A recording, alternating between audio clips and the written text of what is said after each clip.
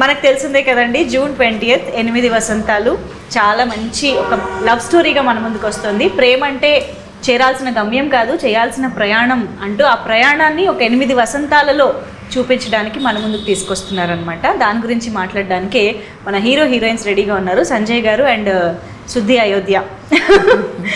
So yes, hearty welcome to you both of you. Thank you. So 8 Vasanthalu, అసలు ఆ తెలుగు అచ్చ తెలుగు టైటిల్ని పలకడానికి కూడా ఎంత హాయిగా బాగా అనిపిస్తుందో కదా. టైటిల్ నుంచి ఈ సినిమాకి సంబంధించిన ప్రతిదీ కూడా మమ్మల్ని అంత అద్భుతంగా టచ్ చేసింది అని చెప్పాలి, థియేటర్స్కి వచ్చేలాగా. So to start with Raviteja గారు, ఫణీంద్ర గారు the director of this film, ఆయనతో చాలా మంచి జర్నీ, ర్యాపో బాండ్ షేర్ చేసుకున్న పర్సన్గా 8 వసంతాలు ఎలా స్టార్ట్ అయిందో మీ నుంచి తెలుసుకుంటే బాగుంటుంది. యువర్ ఆబ్వియస్ చాయిసా ఈ సినిమాకి? చాలా పెద్ద స్టోరీ అండి, కానీ కొంచెం బ్రీఫ్గా for the sake of interview చిన్నగా చెప్తాను. First thing, obvious choice yes and no. Okay, చాలా బ్యాక్ అండ్ ఫోర్త్, చాలా డ్రామా జరిగింది. ఓకే, ప్రతి సినిమాలో కూడా జరిగేది అది. కానీ ఫస్ట్ కథ రాసుకున్నప్పుడు మాత్రం ఫణీంద్ర నాకు మీరు అన్నట్టు ఆ జర్నీ ఉండడం వల్ల నాకు ఒకసారి ఇలా ఒక కథ రెడీ చేసుకున్న నేను చెప్తా అన్నట్టు ఒక నరేషన్ ఇచ్చారు. సో అప్పుడే నాకు అతను ఏం చెప్పాడంటే, ఇది నేను చాలా పెద్ద స్టార్స్తో తీద్దాం అనుకుంటున్నా, ఎక్కడైనా వీలైతే మనం ఎక్కడన్నా ట్రై చేద్దాం అన్నట్టు చెప్పాడు. అప్పుడు నేను అవకాశాల కోసం తిరుగుతున్నాను అనమాట. Okay, wonderful. అంటే when it comes to Phanindra, అతను ఏది ఇచ్చినా నేను మహాప్రసాదంలా చేస్తాను అండి, because I'm extremely grateful to him. ఇవాళ నేను ఇక్కడ కూర్చున్నా అంటే అది ఆయన వల్లే. సో నేను ఆయనతో కూడా అదే చెప్పాను, మీరు నన్ను ఎప్పుడు పిలిచినా, ఎంత చిన్న రోలైనా పెద్ద రోలైనా ఏదైనా నేను వచ్చి చేసేస్తా, అసలు మీరు నాకేం చెప్పక్కర్లే కూడా, just tell me when and where. అలా కొన్ని నెలలు అయ్యాక ఇది మైత్రిలో అవ్వడము, ఒక ప్రెస్టీజియస్ ప్రొడక్షన్ హౌస్, అండ్ చాలా డిస్కషన్స్ తర్వాత కొత్త వాళ్ళతో వెళ్దాము అని ఆయన అనుకోవడము. అప్పుడు మళ్ళీ నా డిస్కషన్ రావడంతో ఆయన కొంచెం బికాస్ ఆఫ్ మధురం ర్యాపో 11 years బ్యాక్ మేము మధురం అనే ఒక యూట్యూబ్లో ఒక ఇండిపెండెంట్ ఫిల్మ్ చేసాం. చూడని వాళ్ళకి చెప్తున్నాను. యా, సో ఆ ర్యాపో వల్ల అతనికి నా మీద ఉన్న ఒక నమ్మకం వల్ల నన్ను కొంచెం పుష్ చేశాడు. అలా నాకు ఈ అవకాశం వచ్చింది. But actually Mythri movie makers లాంటి సంస్థ నిర్మించబోతోంది సినిమా, ఓకే చేసింది అన్న న్యూస్ వచ్చినప్పుడు హోప్స్ ఇంకా తగ్గే ఛాన్సెస్ ఉంటాయి. ఎందుకంటే మైత్రి మూవీ మేకర్స్ అనగానే ఎనీ ఎస్టాబ్లిష్డ్ హీరో ఒప్పుకుంటారు, చేస్తారు అనే ఇది ఉంటుంది, సిచ్యువేషన్ ఉంటుంది. కాబట్టి అప్పుడు ఎలా ఉండింది? ఇంకా నాకు రాదులే అని ఏమన్నా అలాంటి డిసప్పాయింట్మెంట్ వచ్చిందా ఆ స్టేజ్? ఒక డౌట్ అయితే ఉండిందండి, నిజంగా మాట్లాడాలంటే ఆ డౌట్ అయితే ఉండింది. మీరు అడిగిన క్వశ్చన్ కూడా కరెక్టే. ఎందుకంటే ఇప్పుడు నాకు అవకాశం వచ్చింది కాబట్టి నేను మైత్రిలో సినిమా చేస్తున్నా అనగానే ఈజీగా ఒక 50 మంది నన్ను అడుగుంటారు, నా ఫ్రెండ్స్ కానీ, నా థియేటర్ యాక్టర్ ఫ్రెండ్స్ కానీ, వీళ్ళందరూ కానీ, నువ్వు పొలిటీషియన్ కొడుకువా, మీ ఫాదర్కి బ్యాక్గ్రౌండ్ ఉందా, లేదా నువ్వు డబ్బులు పెట్టావా, లేదా నవీన్ గారికి కానీ రవిశంకర్ గారికి కానీ నువ్వు ఏమన్నా రిలేటివా, లేదా నీకు మాకు తెలియని భాషా బ్యాక్ డ్రాప్ ఏమైనా ఉందా నీకు, అంటే ఇన్ని రోజులు మాకు చెప్పండి, అసలు ఎలా, how is it possible boss? So అందరూ నన్ను ఒక నెపోటిజం ప్రోడక్ట్ అనే అనుకున్నారు. తప్పులేదు, ఎందుకంటే ఒక పెద్ద బ్యానర్లో నాకు తెలిసి ఈ మధ్యకాలంలో జరగలేదండి అది. ఒక కొత్త నటుడికి ఒక ప్రెస్టీజియస్ బ్యానర్లో, ప్రెస్టీజియస్ అంటే యా అది కూడా ఒక లీడ్, ఒక హీరో. అండ్ మైత్రి అనేది ఇండియాలో #1 బ్యానర్ అండి, పాన్ ఇండియా. వాళ్ళందరికీ నేను ఒకటే చెప్పేవాడిని, నాకు కూడా తెలియదు బాస్ ఇది ఎలా వచ్చిందో, just God's grace. Yeah, but దీన్ని బట్టి అర్థమవుతుంది మైత్రి మూవీ మేకర్స్ ప్యూర్గా సినిమాకి ఏం కావాలో దానికే స్టిక్ అయి ఉంటారు అనేది. సో క్యారెక్టర్స్ని మీలో చూసుకున్నారు డైరెక్టర్ గారు కాబట్టి మిమ్మల్నే తీసుకోవడం జరిగింది. అండ్ వీఆర్ గ్లాడ్ దట్ ఇలాంటి ఫ్రెష్ ఫేసెస్తో ఒక ఫ్రెష్ నెరేటివ్ని మేము వినగలుగుతున్నాము అనేసి. సో అనంతిక గురించి కూడా టీజర్ 1 ఇంటర్వ్యూలో మనం మాట్లాడుకున్నాం యాక్చువల్లీ, ఇది టీజర్ 2 ఇంటర్వ్యూ. సో అనంతిక ఎలా వచ్చారు ఈ క్యారెక్టర్లోకి, శుద్ధి అయోధ్య గురించి అన్ని మాట్లాడుకున్నాము. సో ఇప్పుడు సంజయ్ అండ్ శుద్ధి గురించి మాట్లాడుకుందాం మనం. సో ఈ కెమిస్ట్రీ, వీళ్ళిద్దరి బాండింగ్ ఎలా ఉండబోతోంది? How is it different from Varun and Shuddhi? I think వరుణ్తో ఇట్స్ కొంచెం కూడా ఐ థింక్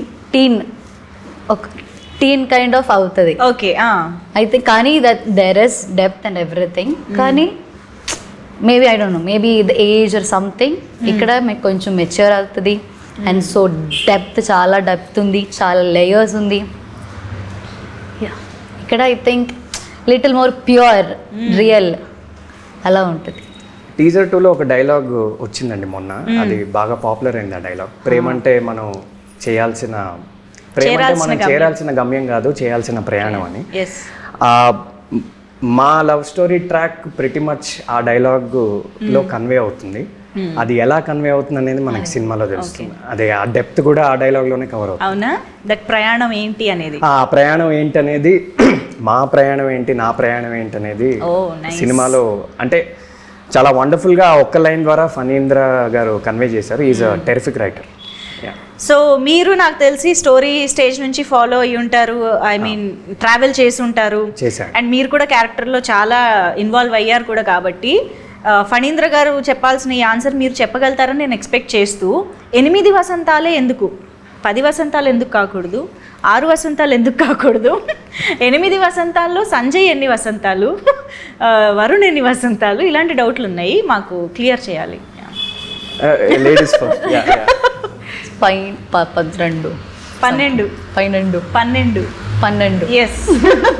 12 వసంతాలు యాక్చువల్గా. Yeah, okay. కానీ ఒరిజినల్ స్టోరీ ఆయన 12 years జర్నీ లాగా రాశాడండి. అందరి క్యారెక్టర్స్, వరుణ్ది కానీ శుద్ధిది కానీ అలా. కానీ అది కొన్ని రీజన్స్ వల్ల 8 వసంతాలు అయింది. ఇప్పుడు ఎన్ని వసంతాల్లో ఎవరెవరు ఉంటారో అవన్నీ మేము చెప్పలేమండి. మీరు అది రిలీజ్ వరకు వెయిట్ చేయాలి. Okay okay. సో వసంతాలు కి సంబంధించి మన సినిమాకి సంబంధించి ఒక డైలాగ్ ఉంది, లైక్ అనుభవాలుని వసంతాలు అంటాము, 365 రోజులు లెక్క వేస్తే అది సంవత్సరం అవుతుంది అని. అలాగా సినిమాలో ఏమంటారు, కాలాలకి సంబంధించి లైక్ సీజన్స్ ఈ నెరేటివ్లో ఒక భాగం అవుతున్నాయి అని అనిపిస్తుంది టీజర్స్ చూస్తుంటే. లైక్ మనకి మాన్సూన్, వింటర్, ఫాల్, ఎవ్రీథింగ్ కనిపించిపోతున్నాయి. They are also part of narrative అని అనిపిస్తుంది. ఇది ఎంతవరకు కరెక్ట్ అండ్ ఎంతవరకు అలాంటి ఒక ఫీల్ మాకు కన్వే అవుతుందని అనుకుంటున్నారు?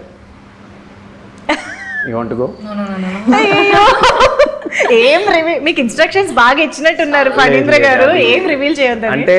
నిజంగానే చాలా అంటే టీజర్ 1, టీజర్ 2లో చూసింది మీరు చాలా సర్ఫేస్ లెవెల్ అండి. అవునా? సినిమాలో చాలా విషయాలు ఉన్నాయి, మేము రివీల్ చేయలేము. కానీ మీరు అడిగిన దానికి ఏంటంటే కొన్ని కోఇన్సిడెంట్స్లో అలా కలిసి వచ్చాయి. అంటే మేము చాలా అవుట్డోర్ షూట్ చేసాము. ఓకే. సో కొన్నిసార్లు వెదర్, అంటే ఈ పర్టికులర్ వెదర్లో మేము షూట్ చేయాలని మేము అనుకోలేదు. ఆ రోజు వెదర్ అలా ఉండడంతో కూడా కొన్నిసార్లు అలా మాన్సూన్ కానీ ఇలాంటి డిఫరెంట్ షేడ్స్ వచ్చాయి. బట్ కొన్ని డైరెక్టర్ గారు డెలిబరేట్గానే ఆ పోయటిక్గా ఇది వసంతాలు కాబట్టి డిఫరెంట్ సీజన్స్ కూడా డిఫరెంట్ సీజన్స్ క్యాప్చర్ అయ్యేలాగా. అంటే ఇప్పుడు మీరు ఆ పోస్టర్ చూసినా ఈ పోస్టర్ చూసినా చాలా కాంట్రాస్ట్ ఉంటుంది. ఎగ్జాక్ట్లీ. సో అది మనకి ఫాల్ లాగా ఉంటుంది, ఇది కొంచెం మాన్సూన్ లా ఉంటుంది. సో అది ఆయన అటెన్షన్ టు డీటెయిల్ అనేది కొన్నిసార్లు మనకు కూడా అర్థం కావండి. He's a genius. ఎందుకంటే ప్రతి సినిమాకి ఆ ఫీల్ రాదు. ఇందులో వచ్చింది అని అంటే డెఫినెట్గా అందులో డెలిబరేట్గా మన సినిమాటోగ్రఫర్ కానీ డైరెక్టర్ కానీ అనుకుని చేసి ఉండాలి, చూపించి ఉండాలి. మీరు ఈ క్వశ్చన్ రేపు ఎప్పుడైనా డైరెక్టర్ గారు ఇంటర్వ్యూ ఇస్తే అడగాలి, మీకు ఇంకా మంచి ఆన్సర్ దొరుకుతుంది. అబ్సల్యూట్లీ. సో ఇద్దరు రైటర్స్ ఇన్ ద ఫిల్మ్ కదా, like Sanjay is a writer and శుద్ధి ఈజ్ ఆల్సో ఏ రైటర్. ఇద్దరు రైటర్స్ లవ్లో పడితే, లేకపోతే ఒక రిలేషన్షిప్ అంటే ఎలాంటి కాన్వర్జేషన్స్ ఉంటాయి అనేది టీజర్ ద్వారానే అసలు మచ్చుకి ఉన్న 2-3 డైలాగ్స్తోనే మేము అర్థం చేసుకోవచ్చు. చాలా పొయటిక్గా, బ్యూటిఫుల్గా ఉండబోతున్నాయి డైలాగ్స్ అని చెప్పేసి. So how would it be, writers మధ్య కెమిస్ట్రీ ఏంటి, ఆ డైలాగ్స్ ఎలా ఉండబోతున్నాయి, what you have to say about it? Phanindra ఇందాక చెప్పినట్టు ఆయన ఒక టెరిఫిక్ రైటర్ అండి. అంటే తెలుగు భాష మీద ఆయనకి ఎక్స్ట్రాడినరీ గ్రిప్ ఉంది. గ్రేటెస్ట్ ఆఫ్ ద గ్రేటెస్ట్ రైటర్స్తో ఆయన పోల్చచ్చు. సో న్యాచురల్గానే ఆయన నార్మల్ క్యారెక్టర్స్కే చాలా హెవీ, చాలా ఇంటెన్స్ తెలుగు డైలాగ్స్ రాస్తారు. అది ఆయన స్టైల్. మీరు మనుదో చూసుకున్నా, మధురంలో చూసుకున్నా అలానే రాస్తారు ఆయన స్టైల్. అది న్యాచురల్గానే. ఇంకా రైటర్స్ అనేసరికి ఇంకా చాలా హెవీ, అంటే హెవీ అంటే ఒక సొఫిస్టికేటెడ్ తెలుగు అనేది కొంచెం యూజ్ చేశారు ఆయన. అంటే సినిమా మొత్తంలో వేరే క్యారెక్టర్స్కి ఉండే డైలాగ్స్కి, మా మధ్య ఉండే డైలాగ్స్కి కొంచెం ఒక చిన్న ఒక చిన్న రైటర్ ఎలిమెంట్ అనేది, ఆయన కూడా రైటరే కాబట్టి అది న్యాచురల్గా వచ్చింది. దానికి బెస్ట్ ఎగ్జాంపుల్ మనకి టీజర్ 2లో వచ్చిన 2 డైలాగ్స్, అమ్మాయిలకి రౌద్ర రసం కరుణ రసం, అంటే ఒక రైటర్ మాత్రం అలాంటి లైన్ వాడగలదండి. ఎందుకంటే మన నార్మల్ లైఫ్లో మనం అలా మాట్లాడం కదా, బట్ ఒక ఆథర్ కానీ ఒక రైటర్ కానీ వాళ్ళకి ఆ భాష మీద కమాండ్ ఉంటుంది కాబట్టి అలాంటి డైలాగ్ న్యాచురల్గా వస్తుంది. అండ్ ప్రేమ అంటే మనం చేరాల్సిన గమ్యం కాదు, ఇది కూడా అంటే మీరు అడిగిన క్వశ్చన్కి ఈ 2 డైలాగ్సే బెస్ట్ ఆన్సర్. సో ఇలాంటి స్టైల్లోనే ఇంకా ఉంటాయి. ఈవెన్ ఆ ఆడదాన్ని అందానికి బియాండ్ గా చూస్తే సముద్రం అంత లోతు కనిపిస్తుంది అనే ఒక డైలాగ్ కానీ చాలా ఉన్నాయి ఇందులో. సో అలా వెతుక్కోవచ్చండి డైలాగ్స్. చాలా డైలాగ్స్ సినిమా రిలీజ్ అయ్యాక చాలా పాపులర్ అవుతాయి, చాలా వైరల్ అవుతాయి. వాట్సాప్లో వీటిలో స్టేటస్గా కూడా పెట్టుకోవచ్చు చాలా. Yes absolutely. అండ్ ఆయన డైలాగ్ ఎలాగో గుర్తు చేశారు కాబట్టి, సో అమ్మాయిలకి కత్తి పట్టుకునే రౌద్రరసం కంటే కన్నీళ్లు తుడిచే కరుణ రసం ఎక్కువ నచ్చుతుంది అనేది Shuddhi opinion, right? What is Ananthika's opinion? Which నవరసాలలో ఐ ఆల్సో ప్రిఫర్ కరుణ రసమా? కన్నీళ్లు తుడిచేవాడు కావాలా? ఓకే, అమ్మాయి కూడా అడుగుదాం సంజయ్ని. ఐ థింక్ నాకు తెలిసి అబ్బాయిలు ఏ రసం కోరుకోరండి, జస్ట్ కొంచెం అమ్మాయి మనకి కేరింగ్గా ఉంటే చాలు, మనల్ని బాగా చూసుకుంటే చాలు. నాకు తెలిసి నేను అలానే ఉంటాను, నా ఫ్రెండ్స్ అందరూ కూడా అలానే ఉంటారు. అంత పెద్దగా ఎక్స్పెక్టేషన్స్ మాకేం ఉండవండి. ఎక్స్పెక్ట్ చేస్తే మాత్రం దొరుకుతుంది. అమ్మాయిలకు ఉంటే లేదు నాకు తెలియదు, బట్ మాకంత ఇవాళ రేపు అయితే మాకంత ఎక్స్పెక్టేషన్. శాంతరసం కోరుకుంటారేమో కదా మీరు? అది మాత్రం తప్ప. అర్థమవుతుంది. థ్యాంక్స్, మీరు ఒక గుర్తు చేశాను, మంచి ఆన్సర్ యాడ్ చేశారు.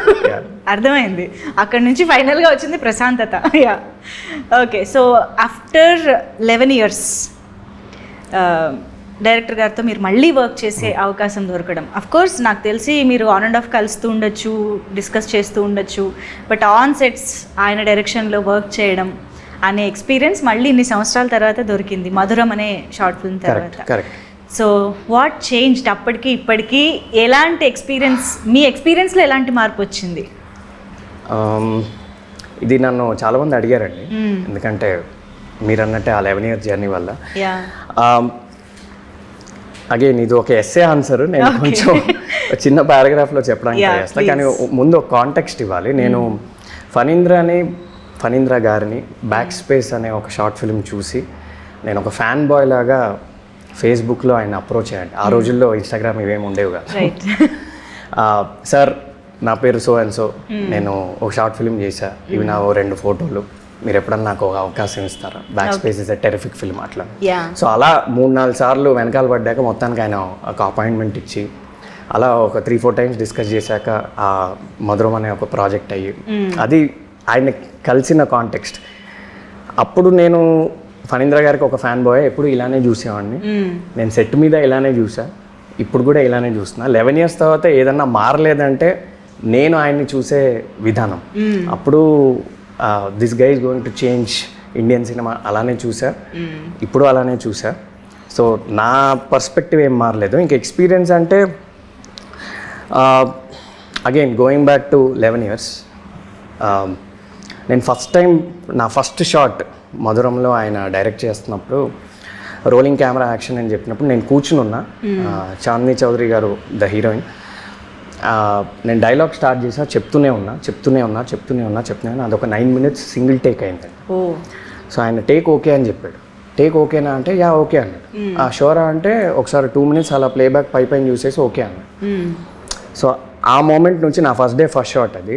ఆ మూమెంట్ నుంచి ఆ సినిమా ఎండ్ అయ్యే వరకు నేను బ్లైండ్గా అతన్ని సరెండర్ అయిపోయి. ఈరోజు అసలు ఒక ఫుటేజ్ కానీ ప్లేబ్యాక్ కానీ అంటే ఫణీంద్ర గారు ఓకే చెప్తే ఓకే, అంతే ఏదైనా. So the best thing about the experiences అసలు సొంత బుర్ర వాడక్కర్లేదు. అప్పుడు వాడలేదు, ఇప్పుడు వాడలేదు. అండ్ ఆయన జడ్జ్మెంట్ కూడా అలానే చాలా స్పాట్ ఆన్ ఉంటుందండి. ఆయన చెప్పినవి చాలా జరుగుతాయి. ఈ సినిమా వల్ల నీకు చాలా గుర్తింపు వస్తుందని అప్పట్లో చెప్పారు మధురం వల్ల. అది అలా వచ్చింది. ఇవాళకి చాలామంది నన్ను ఆ షార్ట్ ఫిల్మ్తో నన్ను గుర్తిస్తారు. సో అదే నమ్మకం ఈ సినిమాలో కూడా డే 1 నుంచి క్యారీ అయింది. ఆయన షార్ట్ ఓకే చెప్తే ఓకే, లేదంటే లేదు. అసలు మేము ఎవరో ఫుటేజ్ చూసేవాళ్ళం కాదు, అట్లీస్ట్ నా వరకు. ప్లేబ్యాక్ లేదు, ఫుటేజ్ లేదు, మాకేమన్నా డౌట్ ఉన్నా కానీ లేదు, ఆయన ఓకే చెప్పాడు కదా ఓకే. సో ఆ బ్లైండ్ ఫెయిత్, బ్లైండ్ సరెండర్, ఆ experience. And it's the same. And one more thing, నేను ఆయన గురించి మాట్లాడితే నాకు ఒక 10 days అయినా సరిపోదు. బట్ లాస్ట్ పాయింట్ ఒకటి చెప్తాను, వేరే ఇంటర్వ్యూస్లో ఇంకోటి చెప్తాను. ఏంటంటే ఆయన ప్రెజెన్స్లో ఉంటేనే మనం చాలా నేర్చుకోవచ్చండి. ఆయన ఆలోచన విధానం కానీ, ఆయన మాట్లాడే స్థాయి కానీ, ఆయన ప్రిన్సిపల్స్ కానీ, ఆయన ఫిల్మ్ని చూసే విధానం కానీ, ఆయనకి ప్రతి క్రాఫ్ట్ పట్ల ఉండే ఒక గ్రిప్ కానీ. అండ్ ఎప్పుడైనా మనం ఏమైనా రాకపోయినా ఆయన చేసి చూపించేస్తాడు. So he knows editing, he knows music, he knows acting, he knows visuals, every craft of film ఆయనకు వచ్చు అనమాట. జస్ట్ అప్పుడప్పుడు ఆయన మాట్లాడుతుంటే అలా వింటూ ఉండొచ్చు. ఆ ఎక్స్పీరియన్స్ మాత్రం నేను మళ్ళీ లైఫ్లో ఎప్పుడన్నా వస్తే రావాలని కోరుకుంటున్నాను. నేను ఫణీంద్ర గారితో కూడా ఒకసారి అన్నా, మీరు బాస్, మీరు ఎప్పుడు నన్ను పిలిచినా నేను వచ్చేస్తా. It's a dream come true to work with you again. Amazing. So ఇంకా we wish to see many more projects hopefully మీ ఇద్దరి కాంబినేషన్లో, కొలాబరేషన్లో. అండ్ మీకు అనంతిక, అంటే ఇప్పుడు ఒక టేక్ ఓకే అయిందా లేదా, లేదా ఇందులో నేను ఇంకా ఏం ఎక్స్పెక్ట్ చేస్తున్నారు, ఇంకా ఏం బెటర్ కోరుకుంటున్నారు అన్నది ఎలా కమ్యూనికేషన్ ఉంటుంది మీకు ఫణీంద్ర గారికి? నాకు కూడా అంతే. బికాజ్ ఏదైనా టేక్ బాగాలేదు అంటే సార్ ఏదైనా చెప్తావు, కానీ నేను కూడా అలా వెళ్ళి sir can I do it, ఒకసారి కూడా చేయొచ్చా, ఆర్ ఇది చేంజ్ చేయాలా, సజెషన్స్ నేను ఇప్పటి వరకు అడగలేదు. బికాజ్ సార్కి ఏం కావాలో అంతే చేస్తాం, ఇప్పటి వరకు అంతే. మీరు మీ అంతటా వెళ్ళి నేను ఇలా చేస్తా అలా చేస్తా అని ఏం లేదు. ఓకే, సో బ్లైండ్గా డైరెక్టర్ని ఫాలో అయిపోవడమే. సో మైత్రి మూవీ మేకర్స్ లాంటి ఒక prestigious, because if the scene came out చాలా మంచిగా అంటే he will just give a smile, అంతే. చాలాసార్లు ఆయన సెట్ మీద ఎలా ఉంటాడంటే సరిపోతుంది అంటాడు. ఓకే, ఎప్పుడైనా ఆయన జస్ట్ ఇలా కొంచెం ఇలా చిరునవ్వు, అంటే అరనవ్వు లాగా అలా నవ్వాడంటే మనం ఆ రోజు ఇంకా ఇంటికి వెళ్ళి అసలు చాలా హ్యాపీగా పడుకోవచ్చు. ఎస్, అలా ఎన్నిసార్లు, ఎన్ని రోజులు, ఎన్ని నిద్రలు వచ్చాయండి? కొన్ని వచ్చాయి. అంటే అలా ఆయన కొంచెం ఒక చిన్న స్మైల్ ఇచ్చిన రోజులు ఉన్నాయి. అవునవును, చాలా సార్లు. పర్లేదు, అంటే మేము అందరం కౌంట్ చేసుకుంటామండి, నీకు ఎన్నిసార్లు స్మైల్ ఇచ్చాడు. సో ఇప్పుడు వేరే యాక్టర్స్ మేము అందరం ఎప్పుడైనా అవుట్డోర్ లో ఉన్నప్పుడు నీకు ఎన్ని సీన్స్ కి నీకు స్మైల్ ఇచ్చాడు, నాకు ఇంత ఒక కాంపిటీషన్ లా ఉంటుంది. ఓ నైస్. సో మేబీ ఆయన ఎక్స్పెక్ట్ చేసిన దానికంటే వచ్చినప్పుడు ఆ రియాక్షన్ వస్తుంది. అంటే మీరు బాగా చేస్తే ఆయన సరిపోతుంది అంటారు, సరిపోతుంది. మీరు టెరిఫిక్ గా చేస్తే ఒక ఎందుకంటే ఆయన అంత హై స్టాండర్డ్స్ సెట్ చేస్తారు. అమేజింగ్ అందరికి. ఇప్పుడు ఒక ట్రికీ క్వశ్చన్ అడుగుతాను, అంటే సంజయ్కి వరుణ్కి కాంబినేషన్ సీన్స్ ఉన్నాయా? అది ఇలాంటి ట్రిక్ క్వశ్చన్స్ మీరు నన్ను అడిగితే ఎట్లా? ఇగో మీరే అన్నారు ప్రెస్టీజియస్ మైత్రి మూవీ మేకర్స్ అని. నా ఫస్ట్ ఫిల్మ్ ఇండస్ట్రీలో ఉండాలా వద్దా అండి? మీరు అసలు నన్ను పంపించేస్తారు ఇలాంటివన్నీ చెప్తే. ఇలాంటి ఇంట్రెస్టింగ్ ఆన్సర్స్ చెప్పాలి, ఉండాలండి. అయ్యో ఉండాలి కాబట్టి అసలు సేఫ్ గా గేమ్ ఆడాలి మనం. మీరు నేను 2-3 సినిమాలు చేశాక ఇలాంటివి అడగండి, మేబీ కొంచెం ఇంకొన్ని చెప్పగలను. ఓకే సరే, ఫస్ట్ టైం కి దీనికి అంటే ఇండస్ట్రీలో నేను సేఫ్ అనుకున్న రోజు నేను చెప్తాను. సరే వదిలేద్దాం ఇప్పటికి. So yes, I just want to know the experience, the incredible experience of working with Mythri movie makers. అసలు సెట్లో ఎలా ఉండేది? రవిశంకర్ గారు, నవీన్ గారితో మాట్లాడడం, వాళ్ళతో ఎప్పుడైనా ఇంటరాక్ట్ అవ్వడం ఇలాంటివి జరిగాయా? ఎలా అనిపించింది ఓవరాల్గా? యా, సమ్టైమ్స్ రవి గారు use to come and visit and use to set. అది ఒక మంచి ఫీలే కదా, అందరూ ఉంటావు. ఐ థింక్ నేను ఫస్ట్ టైం కాదు, ఇప్పుడు సీన్ మధ్యలో చూస్తున్నది. ఐ హ్యాడ్ అ సీన్ కొంచెం కదా, ఏంటో అది చెప్పొచ్చు అని నాకు తెలియదు. ఒక ఇంపార్టెంట్ సీన్లో ఉన్నప్పుడు సార్ వచ్చారు యాక్చువల్లీ. ఓకే, ఏంటో సార్ వస్తున్నప్పుడు ఒక ఫీల్ ఉంటుంది, సార్ వస్తున్నారు సార్. ఏం ఫీల్ ఉంటుంది? భయం ఉంటుందా? హ్యాపీనెస్ ఉంటుందా? కాన్ఫిడెన్స్ ఉంటుందా? అంటే చాలా రెస్పెక్ట్ ఉంది. అంతే, భయం అయితే కాదు. భయం అయితే. రవిశంకర్ గారు is such a cool person. Yeah, for you limited interaction, అవునా? చాలా తక్కువ. ఆయన అప్పుడప్పుడు వచ్చేవాళ్ళు, వచ్చినప్పుడు ఆయన ఎక్కువ మాట్లాడరు, సైలెంట్ గా వస్తారు, ఒకసారి అబ్జర్వ్ చేస్తారు, వెళ్ళిపోతారు. కానీ అన్ని ఎవ్రీథింగ్ ఓకేనా అని అడుగుతావు నాతో. ఓకే. సో ప్రొడ్యూసర్స్ కి మా అందరికంటే అట్లీస్ట్ నాకంత ఇంటరాక్షన్ జరగలేదు సో ఫార్. రైట్. రాను రాను జరగాలని కోరుకుంటున్నాను. Of course, after the success, Yeah, during the promotions, yes. So 8 వసంతాలు సినిమాలో డైలాగ్స్ కానీ, విజువల్స్ కానీ, క్యారెక్టరైజేషన్స్, వీటన్నిటి గురించి మేము ఎంత మాట్లాడుకుంటున్నామో, ఎంత ఇంప్రెస్ అయ్యామో, ఈక్వల్లీ మమ్మల్ని అట్రాక్ట్ చేసింది music of the film. Hesham Abdul Wahab గారి మ్యూజిక్ అంటే, అది కూడా ఒక లవ్ స్టోరీ అంటే అసలు ఇంక అది పండగ. లవ్ స్టోరీ ఫ్యాన్స్కి అయితే పండగ అనమాట ఆ జాన్రాకి. సో అలాంటి మ్యూజిక్ గురించి ఎంత మాట్లాడుకున్నా తక్కువే. బట్ మీ ఇద్దరి కాంబినేషన్ సాంగ్స్ గురించి ఒక్కసారి చెప్తే దాని తర్వాత నేను ఒక విషయం చెప్తా. రీసెంట్ గా విన్నా, సో బ్యూటిఫుల్, చాలా బాగానే ఉంది. I think you gonna love it. Wow. Okay, రాబోతోంది, మేము వినబోతున్నామా? We are going to. నేను ఇంకా ఆ సాంగ్ వినలేదండి, అంటే తను ఏ సాంగ్ గురించి అయితే చెప్తుందో ఆ సాంగ్ ఇంకా వినలే. ఓకే. రేపు అందరితో పాటు నేనే వింటా. బట్ ఆయన మ్యూజిక్ అనేది ఇంకా మీరు ఏ లవ్ స్టోరీ తీసుకున్నా ఆయన బిగ్గెస్ట్ అసెట్ ఆ సినిమాకి. అంటే హాయ్ నాన్న కానీ, మలయాళం హృదయం కానీ. సో అంటే నాకు నమ్మబుద్ధి అవ్వట్లే అండి, ఇలా నా వెనకాల ఒక పోస్టర్ ఉండి, మైత్రి అని ఉండి, హేషామ్ అబ్దుల్ వహాబ్ మ్యూజికల్ అని ఉండి, and my God father Phanindra. అంటే నేను ఎవ్రీ 5 minutes నేను రిమైండ్ చేసుకుంటున్నా, ఓకే ఇది నిజంగానే ఇది రియల్ అని. అంటే నా 11 years డ్రీమ్ అండి ఇది. సో అంటే ఇంక ఎవరిని తీసుకున్నా ఇంకా హేమా హేమీలే ఉన్నారు. నిజంగా ఇట్స్ గాడ్స్ గ్రేస్. ఫస్ట్ సినిమాకే ఇలాంటి అవకాశం చాలా రేర్. హోప్ఫుల్లీ ఇది అందరికీ వర్కౌట్ అవ్వాలని కోరుకుంటున్నాను. You can clearly understand actually మీ ఎక్సైట్మెంట్ ఎలా ఉంది అని చెప్పేసి. So we're also equally excited to watch the film and experience the film in theatres. ఎందుకంటే నాకు తెలిసి లవ్ స్టోరీస్కి ఏదో ఒక పాయింట్ ఆఫ్ టైంలో ఏదో ఒక డైలాగ్ చాలామంది కనెక్ట్ అవుతూనే ఉంటారు కాబట్టి, రిలేట్ చేసుకోగలుగుతాం కాబట్టి ఈక్వల్లీ ఎక్సైటెడ్. అయితే ఇప్పుడు పాటల గురించి ఎలాగో వచ్చింది కాబట్టి, సంజయ్ శుద్ధి గురించి చాలా పాడుంటారు, అండ్ వరుణ్ కూడా పాడారు.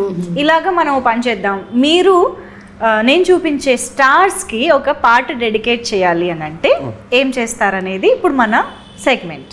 ఓకేనా? సో మనం ఆ రౌండ్లోకి వెళ్ళిపోదాము. I will show you the picture of the star. So here we go. First Ananthika బేసిక్గా మంచి సింగర్ కూడా కాబట్టి స్టార్ట్ చేసేద్దాము. Thank you very much. So first, the కలల రాకుమారుడు of many girls, super star Mahesh Babu garu. I think Mahesh Babu song కదా, that song అదే నేను విన్నా actually. That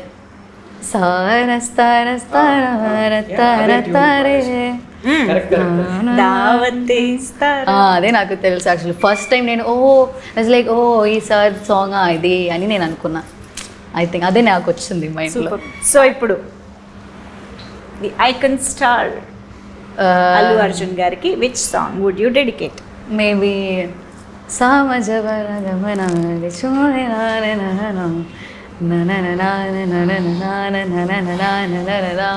wow, amazing, beautiful. మన లవ్ స్టోరీకి దగ్గరగా ఆ సాంగ్ కూడా. ఓకే, అండ్ ఓకే, ఎక్కువ ఇబ్బంది పెట్టాను. ఇంకొక I love Radhe Shyam actually. Okay. So Radhe Shyam songs అంటే నాకు చాలా నచ్చింది. So there is one song, నగుమోము తారలే, అది. వావ్, అరే వా, మీకు లిరిక్స్ వల్ల పాడలేకపోతున్నారు కానీ సూపర్గా చాలా బాగా హమ్ చేస్తున్నారు. That was amazing. Thank you so much Ananthika. ఇక్కడికి లేదా క్వశ్చన్స్ నాకు మాత్రమే.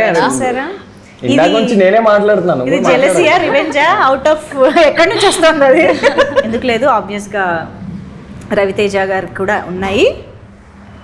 So the first beautiful actress Samantha.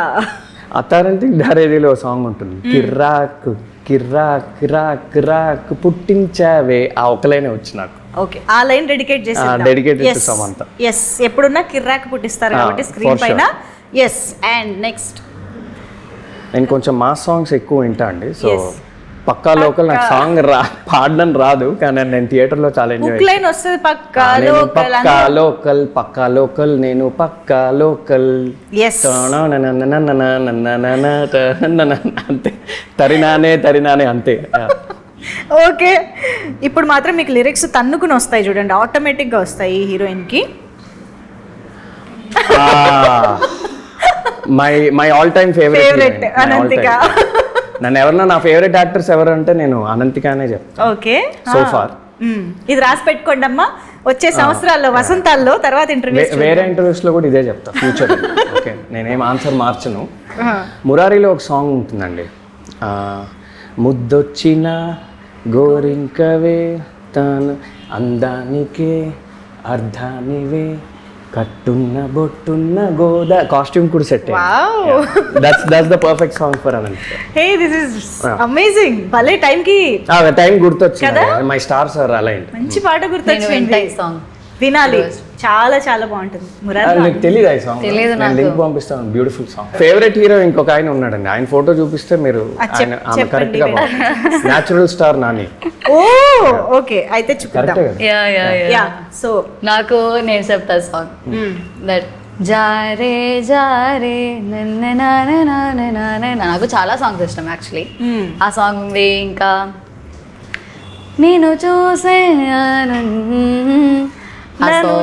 అదే లెగసేం లేదు తెలియదు. నాని గారు అనగానే పాటలు వెల్లువలా పొంగుకొస్తున్నాయి.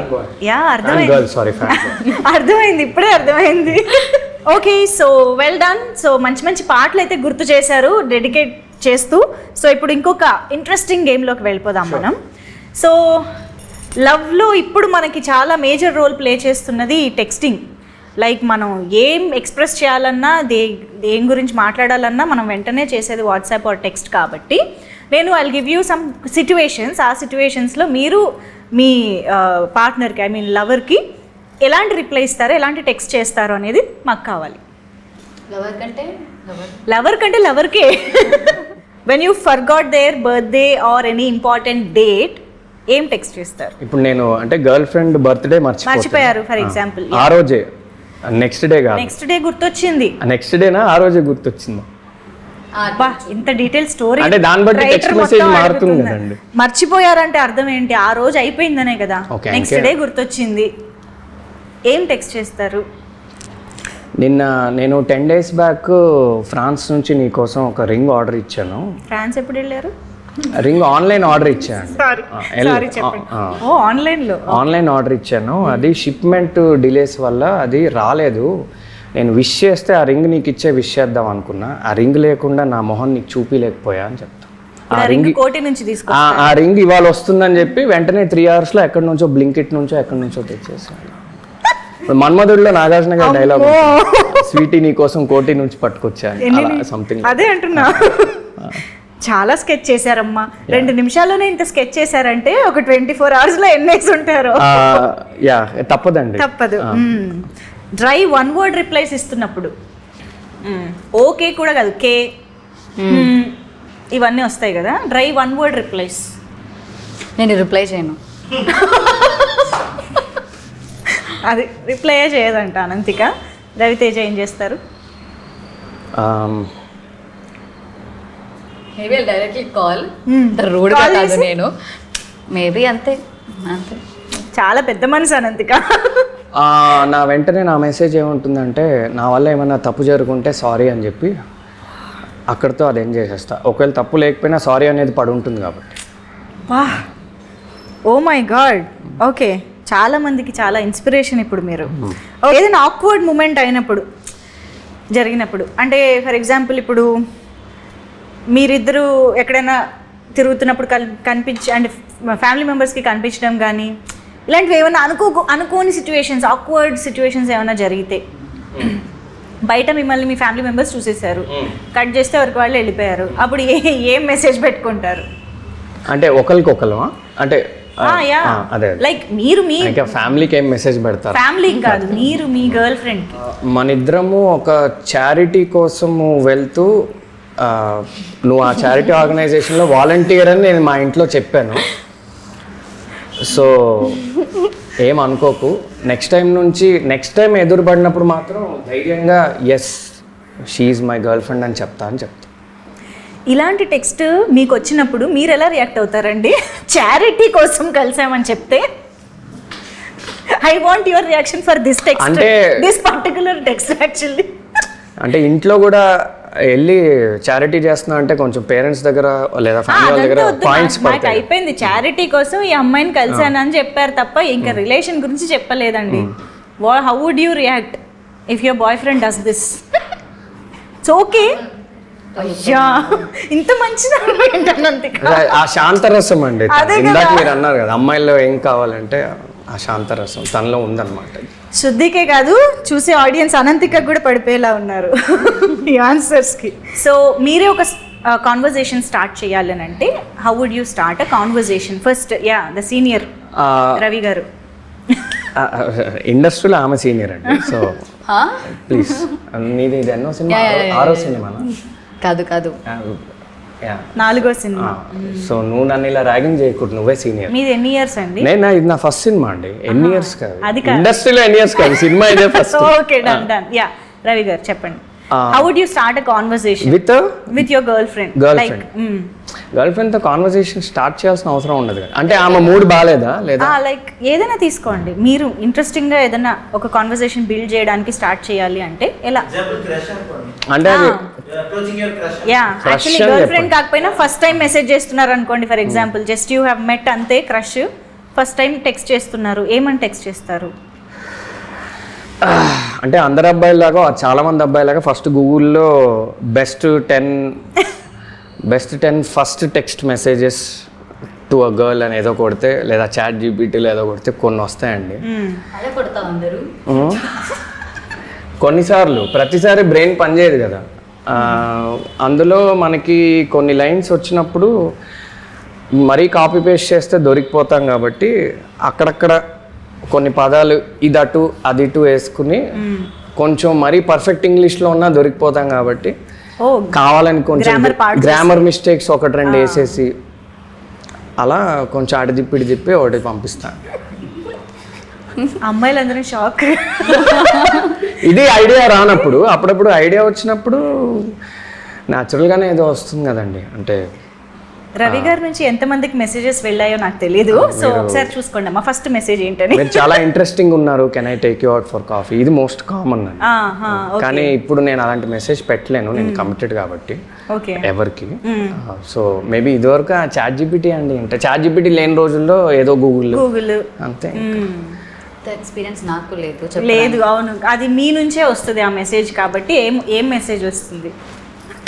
స్లోగా స్టార్ట్ అవుతుంది, స్లోగా టెక్స్ట్ చేస్తుంది ఏదో ఫ్లోలో నార్మల్గా. నార్మల్ కదా. ఇక్కడ నాకు ఇంట్రెస్టింగ్ ఆన్సర్ రాలేదు కాబట్టి నేను క్వశ్చన్ మార్చేస్తా. మీరు నాని గారికి ఒక టెక్స్ట్ పంపించాలి, అది ఒక అప్పుడు ఏం పంపిస్తారు? బట్ నేనైతే అలా టెక్స్ట్ చేయను, లైక్ నేనైతే అలా చేయను. నేను నార్మల్గా నేను అంత మేబీ నాని గారికి నేనేం చూపించను నార్మల్గా. అంటే నేను ఊరికి నేను టెక్స్ట్ చేస్తాను నార్మల్గా, లైక్ ఊరికే కాదు నార్మల్గా నేను టెక్స్ట్ చేస్తా, like hi sir this is Ananthika అంతే. అప్పుడు సార్ టెక్స్ట్ చేస్తావు మేబీ అంత పోతుంది అంతే. Hi sir this is Ananthika అని టెక్స్ట్ చేస్తారంట first. What a great thought. Okay next క్వశ్చన్కి వెళ్ళిపోదాం.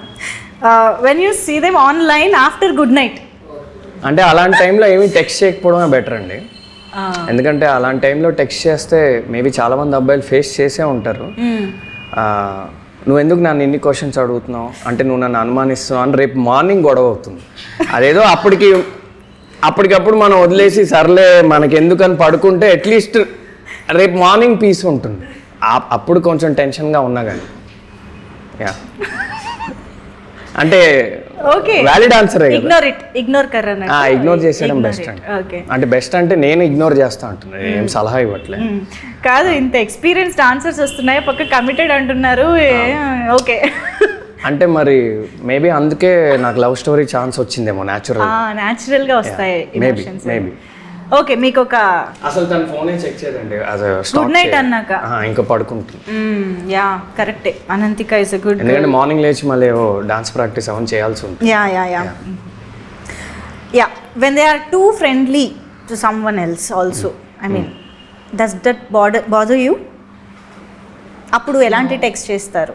ఫ్రెండ్లీ అంటే నో. ఫ్రెండ్లీ అంటే మీరు టూ ఫ్రెండ్లీ అన్నారు కాబట్టి మరి చాలా రీడ్ బిట్వీన్ ద లైన్స్ చేయొచ్చు అక్కడ.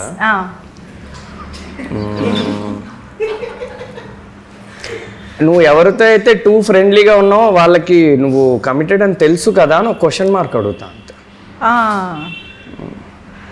అంతే, అంటే అది డిప్లొమాటిక్గానే అడుగుతా. ఓకే, ఏ టోన్లో ఏమి.